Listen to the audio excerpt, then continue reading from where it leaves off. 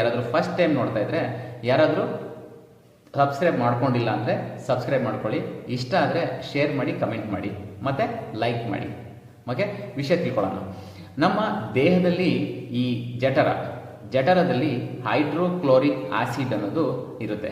ಆ hydrochloric acid ಏನು ಕೆಲಸ ಮಾಡುತ್ತೆ ಅಂದರೆ, ನಾವೇನೇನು ಆಹಾರ ತಿಂತೀವಿ ಅದನ್ನು ಪೀಸ್ ಮಾಡಿ ನೆಕ್ಸ್ಟ್ ಮುಂದಕ್ಕೆ ಕಳಿಸುತ್ತೆ. ಓಕೆನಾ?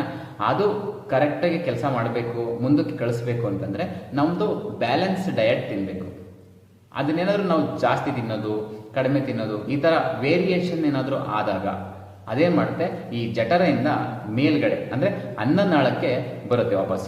ಅನ್ನನಾಳಕ್ಕೆ ವಾಪಸ್ ಬರ್ತಾ ಏನಾಗುತ್ತೆ, ನಿಮಗೆ ಎದೆ ಉರಿಯುವಂಥದ್ದು ಅನುಭವ ಆಗೋದು, ಇನ್ನೊಂದು ಸ್ವಲ್ಪ ಮೇಲೆ ಬಂದರೆ ಗಂಟ್ಲು ನೋವಾಗೋದು, ಮತ್ತು ಒಂಥರ ಅನ್ಕಂಫರ್ಟಬಲ್ ಫೀಲ್ ಆಗೋದು, ಕಿರಿಕಿರಿ ಅನಿಸೋದು, ಮತ್ತು ಇನ್ನೊಂದು ಸ್ವಲ್ಪ ಮುಂದೆ ಬಂದರೆ ಅಂದರೆ ಉಳಿ ತೇಗು ಬರುತ್ತೆ, ಮತ್ತು ಬಾಯಲ್ಲೆಲ್ಲ ಬಂದ ಅಲ್ಲೆಲ್ಲ ಜುಮ್ ಅನ್ನೋ ಥರ ಫೀಲಿಂಗ್ ಎಲ್ಲ ಆಗ್ತಾ ಇರುತ್ತೆ.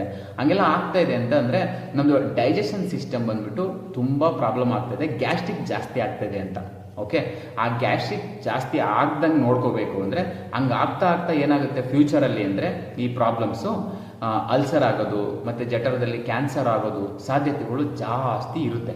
ಅದಕ್ಕೆ ಅದನ್ನು ಜಾಸ್ತಿ ಮಾಡ್ಕೋಬಾರ್ದು ಅಂದರೆ ಫಸ್ಟು ನಮ್ಮದು ಫುಡ್ ಹ್ಯಾಬಿಟ್ಸ್ ಅಂದರೆ ನಾವೇನು ಬೆಳಗ್ಗೆಯಿಂದ ರಾತ್ರಿವರೆಗೂ ಆಹಾರನ ನಾವು ತಿಂತೀವಿ ಅದನ್ನು ಕರೆಕ್ಟಾಗಿ ತಿನ್ನಬೇಕು.